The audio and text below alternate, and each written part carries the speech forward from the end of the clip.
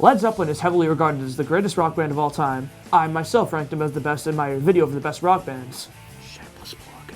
We have ranked the Beatles, so Zeppelin is next on the list. The criteria is actually very simple. 9 albums, 9 open spots. Let's do this. Number 9, Coda. This is the only album that I don't like listening to all the way through, but with that said, I am very glad this album exists.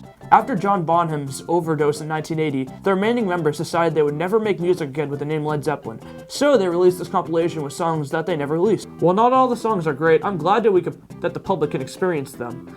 While there are a couple good songs like Hey Hey What Can I Do and Walter's Walk, this is child's play compared to what we have later on. Number 8, Presence. This album starts off strong with The Killer's Last Stand, which is the all-time favorite of countless fans. The song is the 10-minute long gauntlet, which is in contention for their most impressive outing.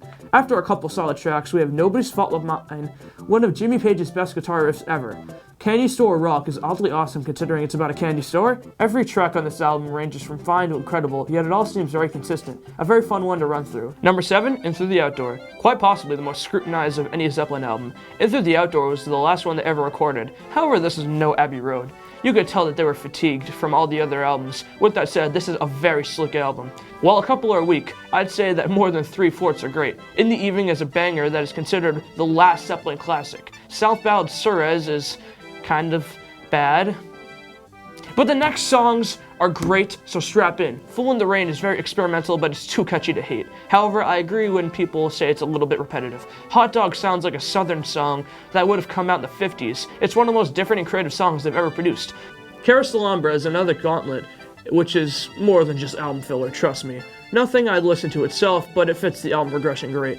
All My Love is one of their most popular songs today, but again, a bit repetitive. I'm Gonna Crawl, besides having the best name of any Zeppelin song, isn't the best, but I like it enough to listen to it. As you can see, most of these songs are shaky and rough, but I will defend Into the Outdoor to death. It is one of my favorite albums by them, even if the ranking won't reflect that. Number 6, Led Zeppelin. The original album was quite the collection. It kicks off with an absolute banger, Good Times, Bad Times. It's not common that a band comes out of the gate with such a powerful song. Babe, I'm Gonna Leave You is a soothing acoustic classic with an awesome electric guitar solo. Dazed and Confused is the first of many psychedelic hits for the band. Anytime they get psychedelic, it just shows the chemistry between Bonham and Paul Jones. Communication Breakdown is the first of many party anthems. Most of all, however, I just like how this album sets the tone for the rest of their careers. The album has the first hardcore song, party song, acoustic song, experimental song, and psychedelic song. With that said, there are a couple songs that are weak and drag on, but more or less, this is a great way to start the band. Number 5, Led Zeppelin 3.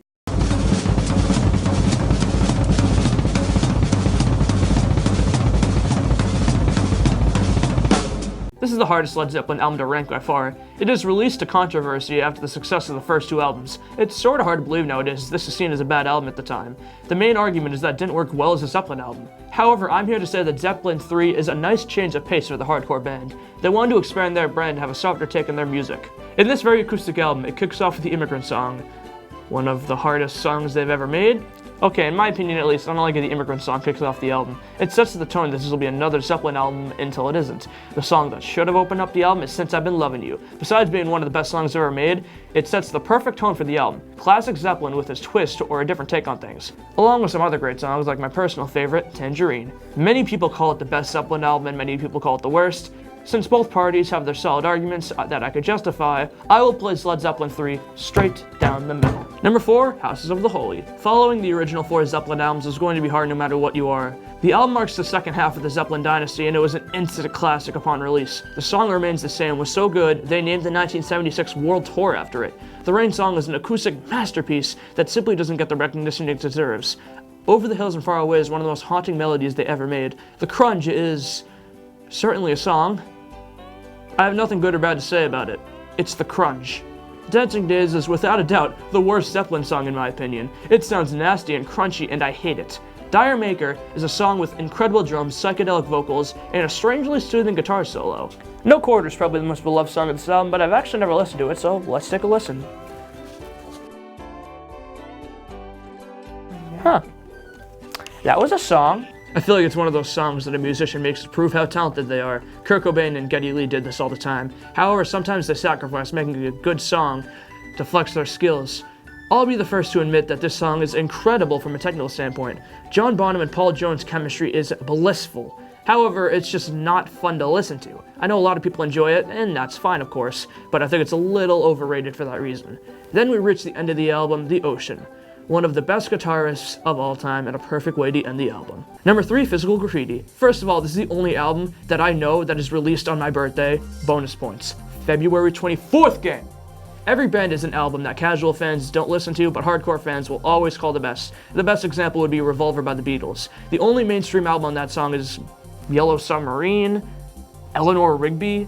However, most nerdy Beatles fanatics can appreciate songs like Here, There, and Everywhere, Taxman, and I'm Only Sleeping.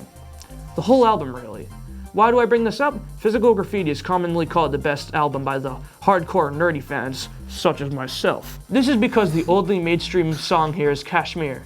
However, this is an incredible album to run through. There aren't many stinkers or weak things to sit through. It may be their most complete album to date. Quick shout out to Custard Pie, Trampled Underfoot, Down by the Seaside, and Houses of the Holy? Why is there a song called Houses of the Holy after the album Houses of the Holy?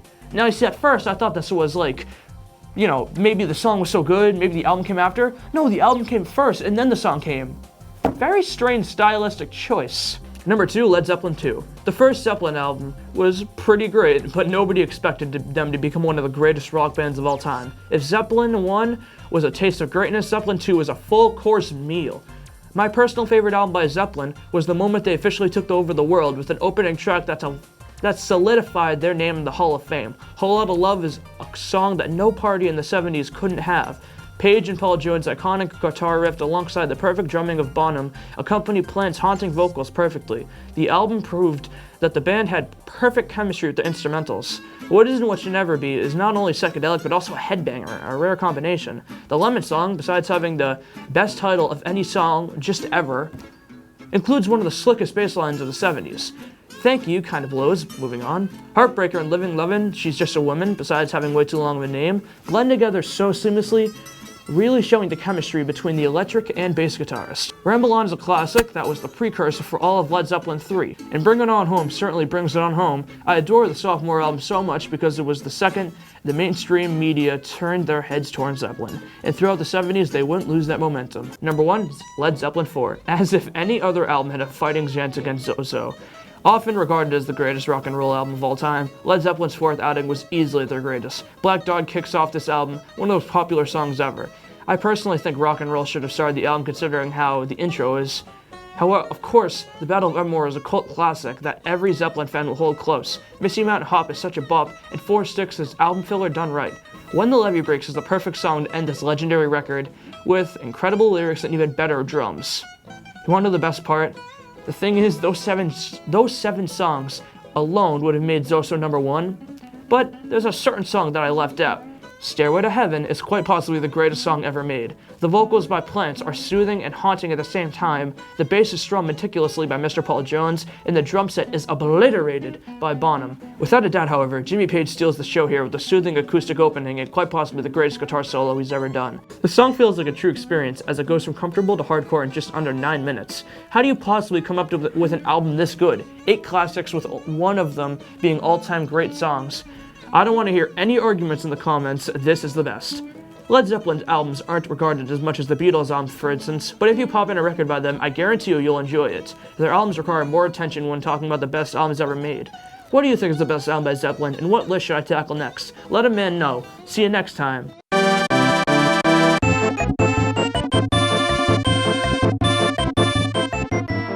Huh. I just realized that I just went this whole video without talking about Keith and Lucy. Next time.